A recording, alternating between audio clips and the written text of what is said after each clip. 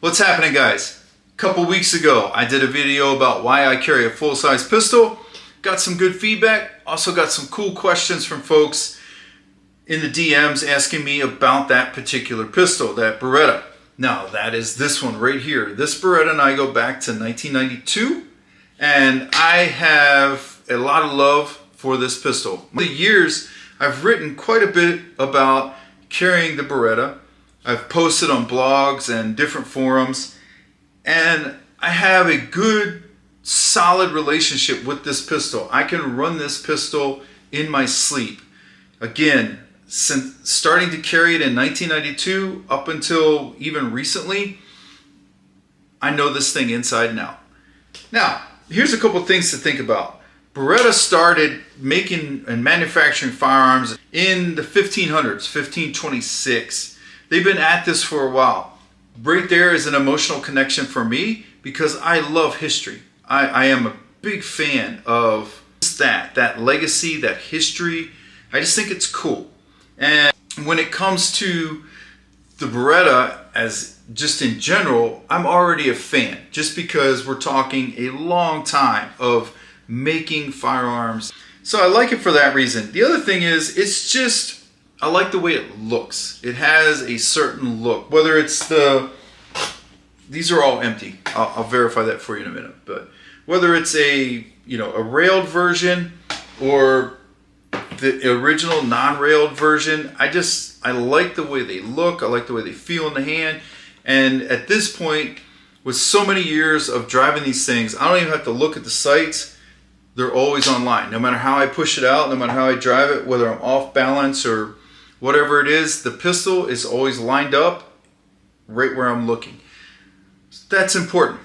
Now, when I started carrying these, I didn't know a whole lot about concealed carry. I talked about that in some other videos and the reason behind why I started carrying this thing in the middle of a natural disaster that literally blew away almost the entire section of the country I was living in at the time. This thing was with me 24/7 during that time period.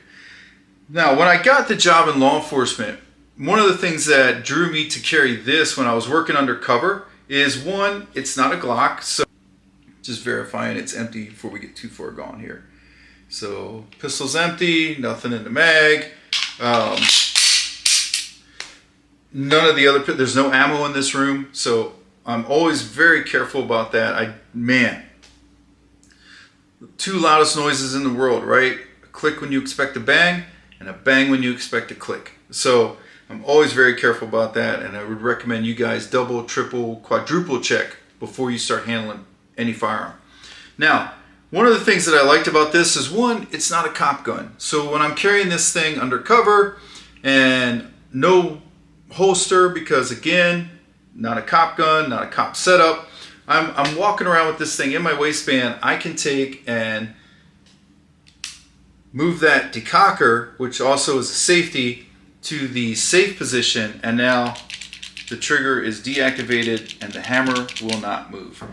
This is important when this is in your waistband with no holster, whether you're wearing shorts, jeans, joggers, whatever, however you're dressed for that particular gig. This thing, just like this, is basically as safe as it can possibly be. Now, what I did was I spent a lot of time practicing at swiping that safety off as I came out. So I don't know if you can see that, but as I get my grip, my thumb just goes forward just like it would on a 1911, and it swipes that safety off. Now, I'm not saying I carry it like that now, but at that time, I spent a lot of time working on that so that I could carry this pistol with basically a dead trigger, and if I needed to get to work, I'm ready to go. Swipe the safety off and get after it. I learned that in one of the undercover schools I went through. So I went through several federal and state sponsored undercover schools. In one of the schools I went through, it was more of an officer survival school than an undercover school. One of the instructors there had been one of the original Force Recon Marines, and then he had been part of, I believe they're called Fast Company. And he was a instructor on the Beretta, and one of the things that he shared with me when he saw me bring this pistol for the undercover school, right away we hit it off. He loved Berettas. They were his jam. He had spent a lot of time on them. He was an instructor, and he had a lot of faith in these things. So it was cool to spend some time with someone who had this much time on them, and he showed me different ways to run the decocker. And he was the one that showed me, you could just put this thing in your waistband, no holster, and just drive your thumb forward just like you would on a 1911, and you'll swipe that safety off, that decocker, and then you're good to go. It's just a matter of practice though. So I did that. Just made me more in love with this gun. Just phenomenal pistol. A couple of things I've done over the years to make this thing a little easier for me to use. I put the extended mag release on there. I don't know if you can see that or not, but that is an extended mag release. That's from Wilson Combat. Also installed a different rear sight. So this is a 92 FS. It has the fixed front sight. You can't really do much about that. I don't know if you guys can see that. I'm trying not to flag myself here. But you can see that it's a tritium front sight. That the tritium's pretty much dead. The rear sight, the tritium valves were completely dead, and they were actually distracting. They would reflect back at you, or kind of glint, I guess would be the term, back at you as I'm trying to aim. So it's like my eyes were fighting between wanting to focus on what's kind of shiny versus the front sight. So at that time I went on Brownells and I ordered an adjustable rear sight, installed that. I don't even know who made it. It was good, it worked, but once Les Kismartoni designed this rear sight, I think this is called the Pepperoni sight. You can get them through Wilson Combat. Once Les designed this, that was it for me. I believe it has a 0.65 notch in the rear. Also, the notch is really deep. It goes way down, almost to the slide. So everything I needed to have that viewport, that window, so I could just see the front sight and nothing else, and just drive this bad boy, that game changer. Especially if you're going to run iron sights, you need that wide rear.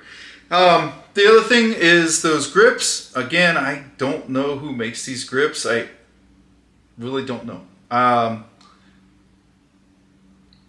don't know. That's pretty bad. But ordered these grips, got these installed on here a long time ago. The other thing was a D-spring for the trigger. So the trigger spring or hammer spring is a D, which is from the double action only Beretta 92s, and I don't know why they didn't just install those springs in everything, because they are so nice. It's just a nice smooth revolver-like pull for your double action, and then for your single action, same. Now, manipulating the trigger, I don't press and then try to feel for the reset and then just stay there, but I press and flip. So I'm pressing and flipping. Again, that's something I got from Dr. Middlebrooks, one of my original shooting coaches, as well as the guy at the undercover school. He had gone through the Rogers shooting school as part of one of his shooting packages, and Mid-South as well, and they all were fans of press and flip. So press, flip the finger forward, and then that way you don't have to, your finger's just there. You just press straight forward, and if it's single action, it's the same amount of travel with the trigger finger. So pretty cool, and it allows you to shoot a bunch of different pistols without worrying about resets. Now, as far as this pistol goes, that was basically it. One of the other things that we did was, I switched over to the 18 round Metgar mags and carried those, and that gave me 19 rounds on board, and then with a +2 extension. And there's also more mag extensions out there now than there ever was in the past. You could get 20 to 25 rounds in your spare and on board if that's what you want to do. That's the option we had back then. You have to remember, early 2000s, late 90s, early 2000s, even into the teens of the 2000s, people were not big fans of these pistols.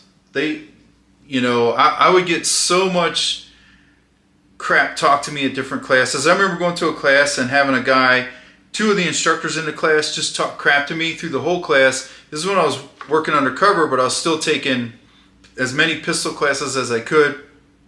And this is a national level instructor, and I was the top shooter in the class. I was the #1 shooter. I got the prize, whatever you want to call it, the hat and the t-shirt with this pistol. Even though from day one of that 5-day class, day 1, day 2, day 3, they were just talking mad garbage about me wanting to shoot this pistol. Why would anybody want to willingly choose this pistol when there's so many other options out there?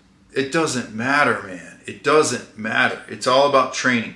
Back then, there weren't a lot of options. There were the Orion. Once I got the Orion, Tom Kelly made this for me. It's Dark Star Gear. Once he made the Orion for me, life was so much better. This was so much easier to carry. Appendix in the waistband. There were other options out there. JM Kydex. So this is one of theirs. I got this from Todd Lewis Green. He actually sent this over to me. Nowadays you have like T1C, Tier 1 concealment, all kinds of stuff for duty. I did experiment with this. I think this is called a GLS from Safariland. That, at the time, they were manufacturing it as a duty holster, and that will work for agencies. It would work for multiple pistols. So anybody you could just adjust it. There's an adjustment place to adjust this holster to accommodate any pistol. Yeah, there's always a downside, right? So to get it out, you just have to get a grip. You just have to get a grip on the pistol and you can release it. I was not a fan of that for duty. It just kind of made me a little nervous. So there you go, man. That's kind of the rundown on this pistol. I've always used grease. This is Gunfighter Gun Oil, or Gunfighter Gun Oil is the company, but this is gun grease. I've always been a fan of grease on my pistols and rifles and everything because there's no oil pump. There's nothing to keep this thing bathed in oil like a car or a motorcycle, something like that. So I prefer grease because it stays in place a little longer. There are people that prefer oil. Do your thing. What I would recommend is go through Gunfighter Gun Oil to get all that stuff because, one, it's my friend Mickey Shook, carry trainer. Good dude, good company. I'm always going to support people that are good people. And the other thing is the product is excellent. This is a great product. I have it on so many of actually all of my pistols, all of my rifles, all of my shotguns are coated with the grease, the gun oil, or Gunfighter Gun Oil grease. So highly recommend that. Now the other thing that I have changed with this pistol is I went from the Orion to the Perseus. So now I carry the Perseus, and I'm going to do a video on the Dark Star Gear holsters here in the future, just to kind of run down my history with these holsters. But I like this one a lot. It has a discreet carry clips. I don't use a pad of any type on the back. I do put the Velcro just because it keeps it a little softer if it like makes contact with your skin or whatever. But I don't use any kind of wedge or anything like that. But yeah, man, awesome holster, and that's what I carry it in. For the magazine, my spare mag, I like the Koala, which is also a Dark Star Gear product. What I like about that is the adjustability. You can adjust it for tilt, you can adjust for tension, retention, and also right here, this screw allows you to adjust the ride height of the magazine. So I can put it where I like it to ride, but as you can see, if you adjust it down lower, then it would ride lower relative to your belt line. I like it right about there. It's easy to access, and it stays hidden. That's about it, man. Like I said, with this pistol, I don't really do a whole lot to it. The other thing that I do is I got to give a shout out to Super Dave Harrington, a friend and mentor. He shot on Team Beretta for a long time. He has a lifetime of work behind the Beretta 92, running this gun at a high level. He spent hours on the phone, in person, working with me, talking to me about these pistols, what makes them great, how to run them better, some slight modifications that you can make to these things, like the D-spring. Also, the recoil spring that I run in these things, I run a very light recoil spring. It's like 12 pounds. It just lets that slide fly, man. So, yeah. Between Super Dave and Les Kiss Martoni, I have learned so much about how to run these things at a much higher level than I ever thought possible. Highly recommend it. I hope this kind of breaks it down a little bit for you. That's the only modifications, the only things I've really done to this pistol. It's not worked over. There are guys out there, obviously Ernest Langdon, the king of the Beretta 92, especially competing at a super high level with it, and also how to build these things, how to work them inside and out. Highly recommend that you would get anything you need done, get it done by Langdon's shop, man. That's going to be probably the best way you can go. Yeah, that's about it, man. Yeah, that's the pistol. That's the 92. That's the one I've had since 92. This is the longest. This is the pistol I've had the longest of all of them. So it's kind of cool. I really like this thing. Get yourself one. They're fun. All right, man. You guys have a good one.